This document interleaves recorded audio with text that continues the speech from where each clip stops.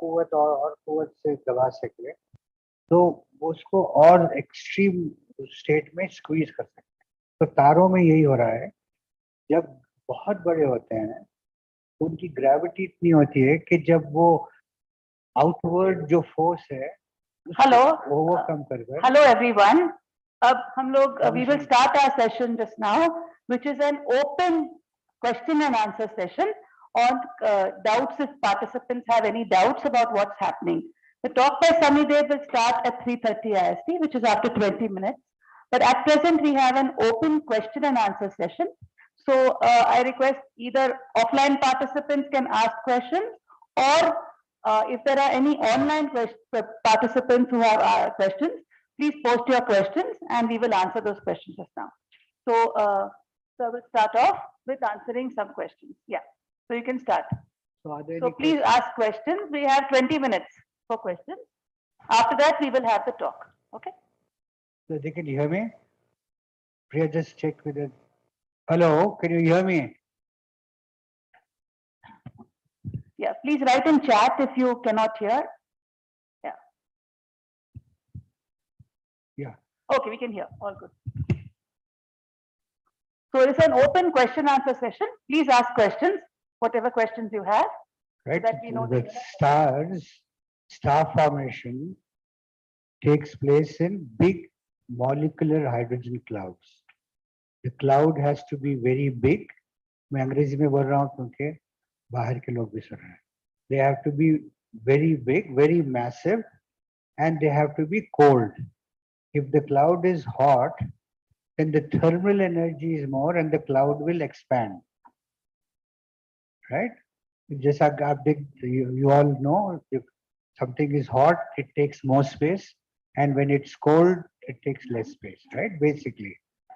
So there's gravity which is trying to squeeze the cloud, and there is an outward pressure, thermal pressure, which tries to resist compression.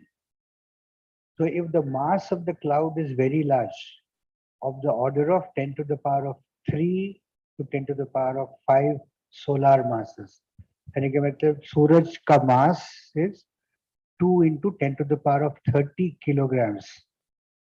2 into 10 to the power of 30 means 1 followed by 0, 0, 0, 30 zeros. Right? So 2 followed by 30 zeros. उतने kg का है हमारा सूरज. और ये जो these clouds have to be 1,000 or 100,000 times more massive. So when the mass is large, then it overcomes the repulsive force, thermal repulsive force, and it squeezes. And as it squeezes, at the center of the cloud, thermonuclear reactions begin. Basically what happens is, initially, as you keep compressing, the heat builds up. They start getting heated up. Gravitational potential energy gets converted to heat energy. And temperatures at the center become larger and larger. So once they reach 1,000,000 degrees or more, then the molecules, these atoms, they start moving at very high velocities and they collide at very high velocities and they fuse. Right? So hydrogen has 1 proton and 1 electron around it. Helium, which is the next element, has 2 protons, 2 neutrons in the center and 2 electrons. Right? 2 neutrons bhi hai wahan par. So you require 4 hydrogen atoms to come together to give you 1 helium atom. Right? So this is a fusion reaction begins.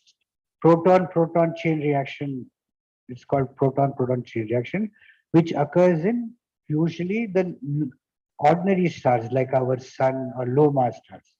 So stars which you see, jo tare hum dekhte hain, they come in many sizes. Some are small sizes.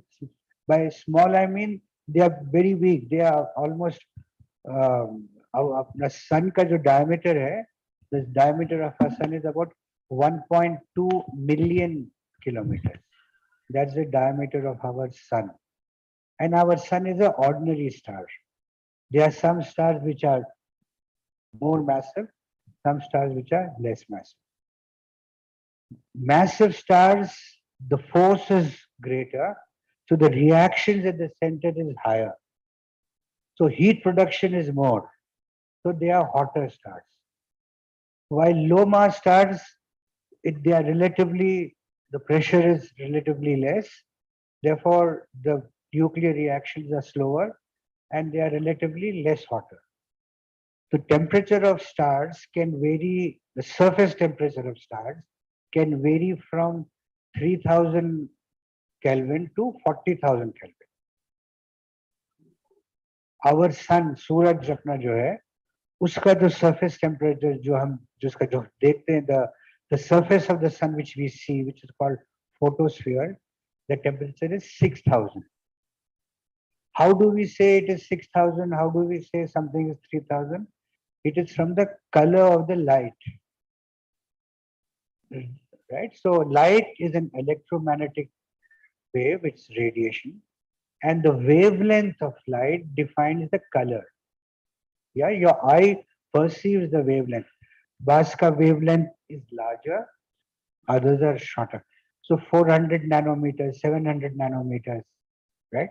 That is what our eye can detect.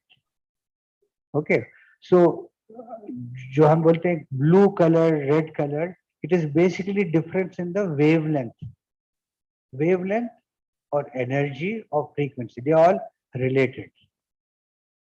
Large wavelength, short frequency, right? So blue light has shorter frequency, high energy, but low wavelength is small.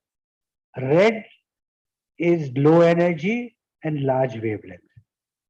Or wavelength, if it becomes larger and larger, it becomes infrared, then it becomes micro, radio.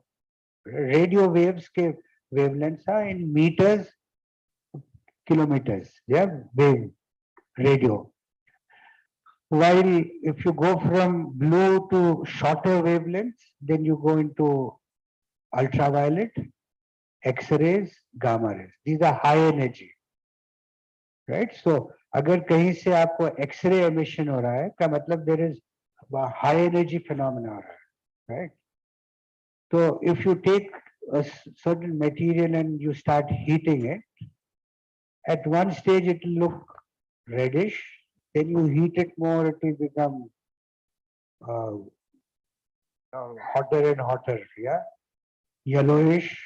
And so the white stars which you see in the night, they are very hot stars. Generally, rule of the thumb, white stars are hot stars, while reddish color stars are relatively cooler stars. Cooler means 3000 degrees. Our sun photosphere is 6000. That's why it is yellow star, right? तो वो VIBGYOR जो हम पढ़ते हैं ना school में, that shows you from violet to VIBGYOR R तक red. So violet is bluish violet. It is high energy, hot, and red is low energy, colder, relatively colder. उससे आगे गए तो infrared में आता है. Infrared, our eyes cannot see it, but there is some temperature to it. There are some animals like snakes, and they can detect even infrared. That is why even in the night, if you put your hand, or if a mouse is running, the snake can catch it because it can detect the thermal radiation of the mammal, the heat. It can even sense the heat, right? We cannot see it, but they can see. Okay. And as you go further and further into radio, it becomes cooler and cooler. Okay. So this tells us that if you are looking at certain phenomena which are very energetic, a lot of heat is being liberated, then you will see, suppose temperature is in millions of degrees, right? Then there should be some kind of, you can see it only in X-rays. For example, if we look at our sun, the surface of our sun which we see is yellow in color, which is the photosphere, 6,000, but on the edge of the sun, you'll see it slightly darker. And but if you move further off, we cannot see it. But if you go outside in space, outside the atmosphere, and take an image of the sun, you will see the chromosphere of the sun in X-rays. It's showing that gas is millions of degrees, right? So in stars, the central temperature is in millions, tens. Like in our sun, it is about 10 to 15 million degrees, and it is like an onion shape. प्याज की तरह होता है. Central is very hot, and the heat gets transported and transported, and the surface has up to 6,000 degrees. Okay, so heat always transfers from hotter region to colder region. So it is being created at the center, and at different layers of the sun, you would have different temperatures. Okay, so temperature keeps decreasing, but suddenly it starts increasing. Some phenomena which happen, which people didn't understand for a long time, but it is now quite understood. Okay, magnetic fields lead to this heating and so on. Right? So, okay. So, when you are observing in astronomy, you observe at different wavelengths, right? So more energetic events can be observed in. So we'll show you pictures where some stars emit in X-rays. So that shows they are emitting the temperature must be million degrees, right? At some stage, they are T Tauri stars and. Okay, so these stars, yeah, so hydrogen gets fused to form helium, and then at one stage what happens is the hydrogen at the center gets totally consumed, it gets over, right?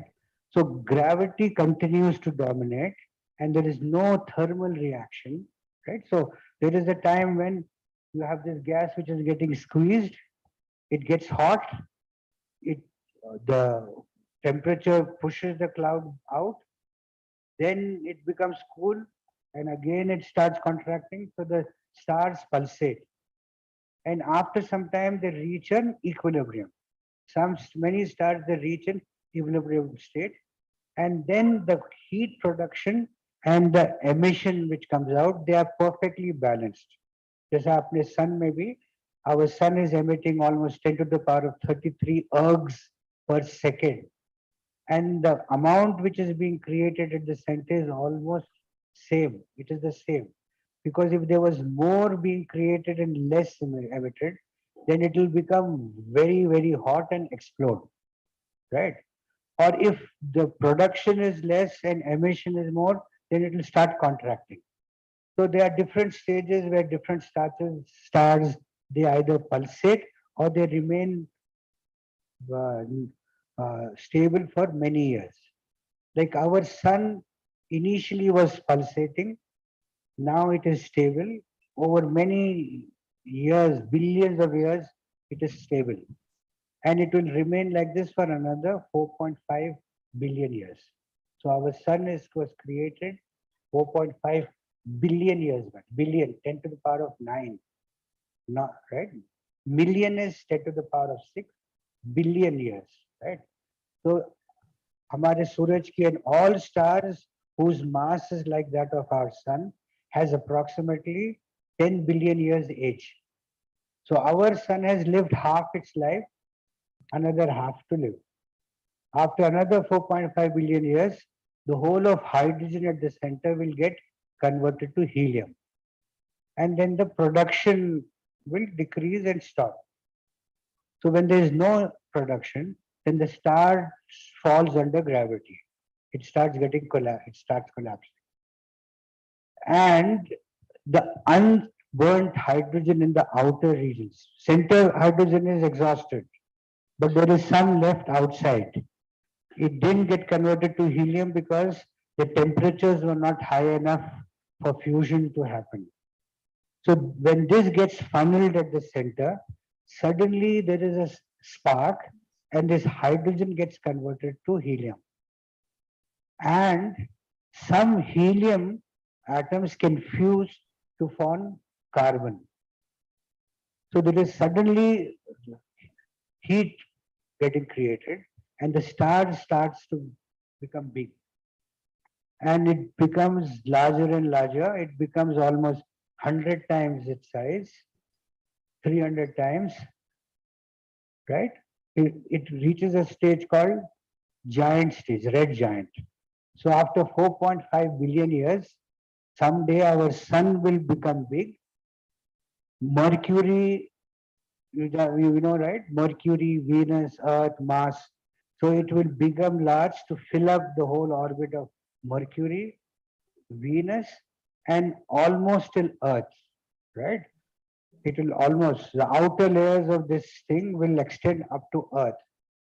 So the temperatures will start rising here and our atmosphere will get depleted, the water will boil, and our sun will be engulfed in the, our earth will become a part. Okay.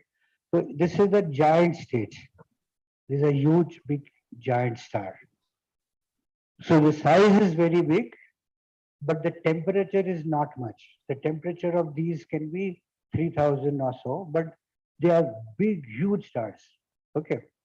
And then for some time it remains like that because it has a large surface area. It emits. So if you have a small ball at the same temperature and a big ball, the big ball will radiate faster and cool down faster, right? If there is water on the floor, you spread it because you want to increase the surface area so that evaporation can, right? Same thing happens. So big stars, they emit more. And what will happen is this, our sun, the big giant star, will cool down and then it will collapse. Outer regions will be thrown out and it will collapse to become a very compact small object called a dwarf star, right?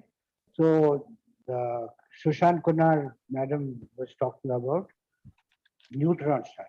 Neutron stars are Madam, we have a still question subatomic. here. Yeah. Sorry, but there's a question. What is the, yeah, you can see it on the screen. What is the difference between surface temperature and effective temperature of a star?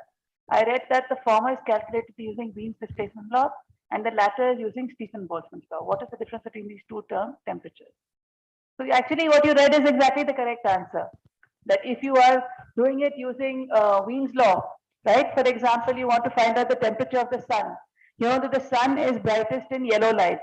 So you do lambda max into T is equal to constant and therefore get the temperature. That will be, the temperature is 6000 degrees Kelvin.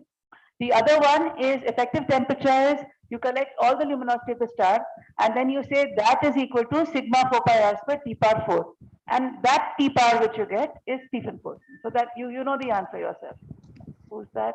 Prajada Sharma, right? Yeah. Any more questions? We just have 3 minutes more for questions if they also want to ask. So yeah, so what happens? Yeah, so then it squeezes to become a dwarf star, right? So our sun will end up as a helium dwarf star. If the mass of our sun was larger than what it is, more than 2 into 10 to the power of 30, then there would be gravitational force which will squeeze helium to convert to carbon. So it goes through the process of converting helium to carbon, right?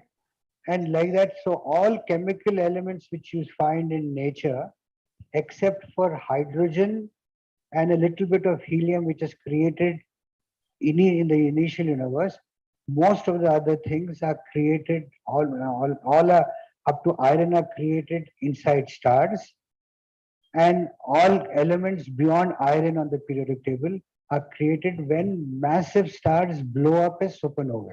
Okay, so it helium converts to carbon, carbon converts to magnesium, oxygen, aisa hote hue. Finally, what happens? The star central region becomes it's iron, right?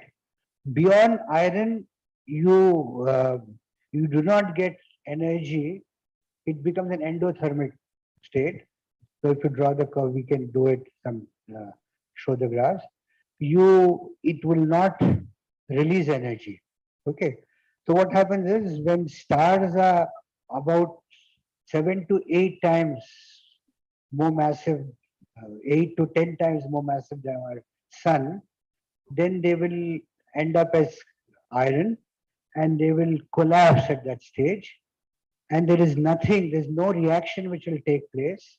Therefore, they continuously keep collapsing to become neutron stars, right? And they get squeezed into, so it is a star which is 8 times that mass of our sun.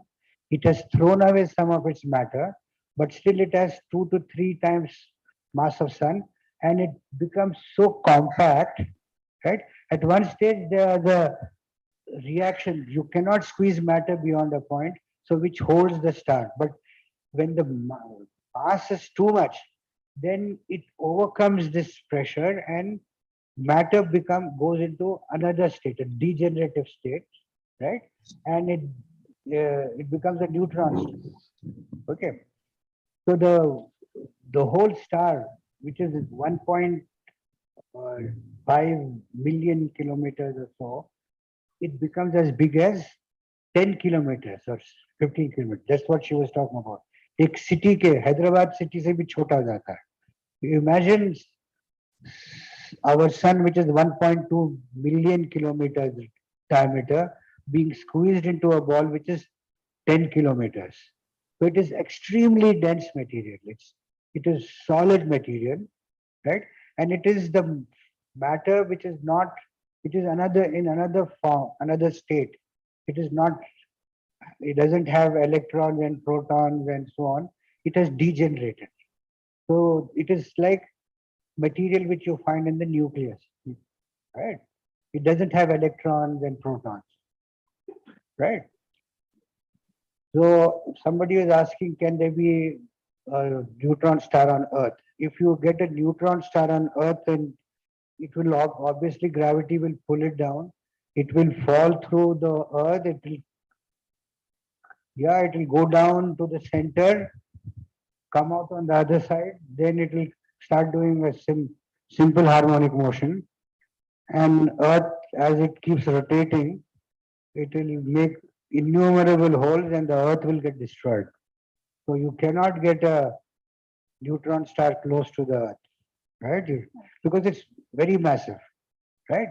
Imagine that is something which is extremely heavy. Less heavy, I'm holding it. More, I can still hold. But beyond a stage, the ground will also not take the weight. It will just crush under it. And it will go just right through it. So actually, that should be a tutorial problem. Calculate the period of oscillation. All of you all have done waves and oscillations. Central force, calculate the period of oscillation of a district. So let's 3:30, we'll start. Right? So try it as a problem. Try it. Yeah. So Dr. Shoshan Konad was talking about neutron stars. She's an expert on neutron stars. So neutron stars are massive stars which were earlier as massive as 8 or 10 times mass of our sun, which have gone through the process of converting hydrogen to helium, helium to carbon, this all the way till iron, and then they have blown up as a supernovae, leaving the central region as a neutron star. Okay, so there is a conservation of angular momentum. So m r cross v is constant. So as r becomes smaller and smaller, v becomes larger and larger. So the star starts spinning very fast. Like now our sun is taking 29 days to rotate once on an axis. But then as it squeezes to a small ball, it starts spinning in milliseconds. So boop, boop, boop, boop, right? And then we'll continue later. Okay. Yeah. Sorry. Okay. Sorry, but Sami is waiting. As part of the program, we have kept some sessions like this which are meant for interaction. so that you can ask questions. We want you to ask questions. Okay. So the schedule I will share, you'll already have it, but we will have some interaction period, which is meant specifically